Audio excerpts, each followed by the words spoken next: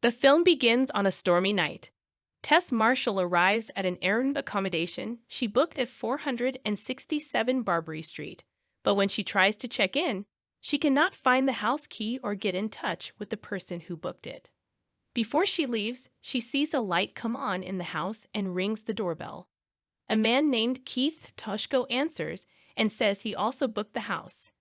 Unable to reach the bookers, Keith invites Tess to stay while they try to sort things out. Tess has nowhere else to book a hotel, so she takes a shower and is invited by Keith for a bottle of wine. She explains that she is meeting with a filmmaker named Bonnie Zane for an interview. Keith says he's seen her latest film, though Tess does not think anyone else has. They talk some more before going to bed. During the night, Tess wakes up and hears Keith gasping for air in his sleep, probably due to night terrors.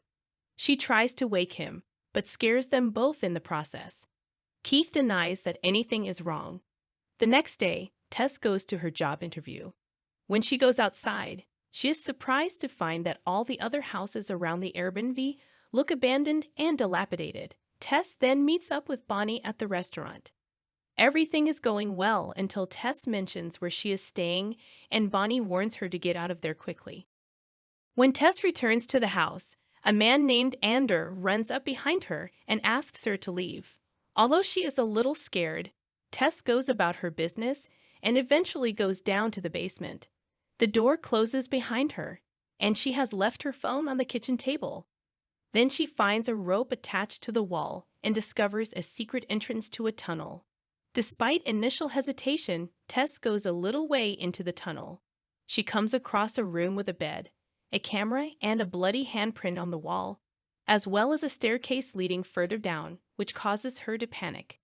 She runs back to the basement and sees Keith outside, so she asks him to help her get out. Tess explains to Keith what she saw and says they need to get out of there. Keith tries to reassure her that there's nothing serious down there and goes to check. After a while, Tess goes to look for Keith and runs down the stairs. She hears Keith screaming and calling for help. Tess finds him in the tunnel, and he says something bit him. Before they can escape, a horrible naked humanoid monstrosity, the Mother, appears and bashes Keith's head in until he is dead before yelling at Tess. Sometime later, screenwriter AJ Gilbride receives a call from his colleagues while driving. They inform him that he is being cut from their latest project because a woman claims AJ raped her. He maintains his innocence, but even his accountant drops him from the representation. Later, AG goes out with a friend and almost unapologetically admits that he pressured the woman into sex. Later, AG drives to the house he rented, which also happens to be the Barbary house. Once there, he finds Tess' luggage and goes to the basement to investigate. He is found by the Mother and chased before falling into a pit where Tess is also being held. Jump back to the 1980s, when Barbary Street was full of residents. A man named Frank, who lives in the same building, goes into a store to buy baby supplies. Then he sees a young woman and follows her back to her house. Frank disguises himself as an electric company employee to get into her house and open her bathroom window. When he returns home, his neighbor Doug informs Frank that he and his wife want to sell their house. Back in the present, Tess tells AJ to be quiet and calm down. The Mother then lowers a baby bottle into the pit, from which Tess drinks, but AJ is less willing. The Mother enters the pit and treats Tess as her child, but she growls and screeches at AJ.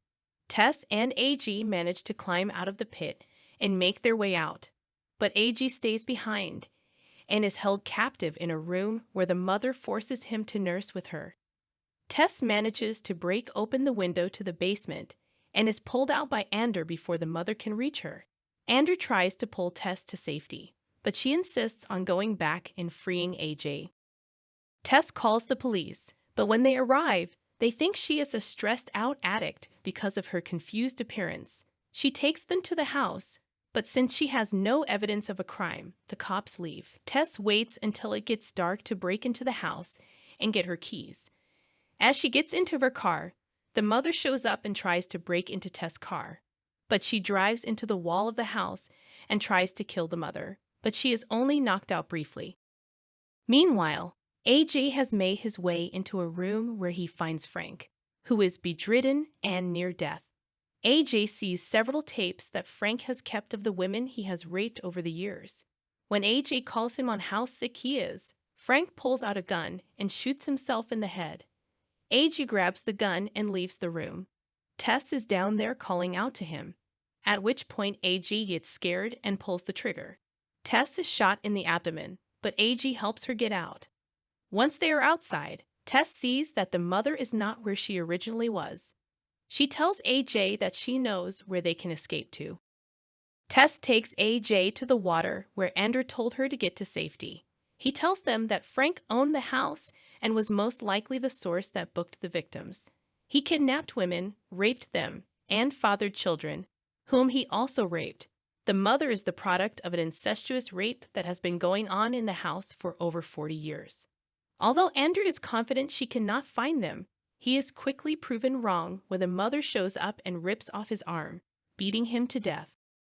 Tess and AJ get to safety and climb a water tower. AJ drops the gun just as the mother catches up with them.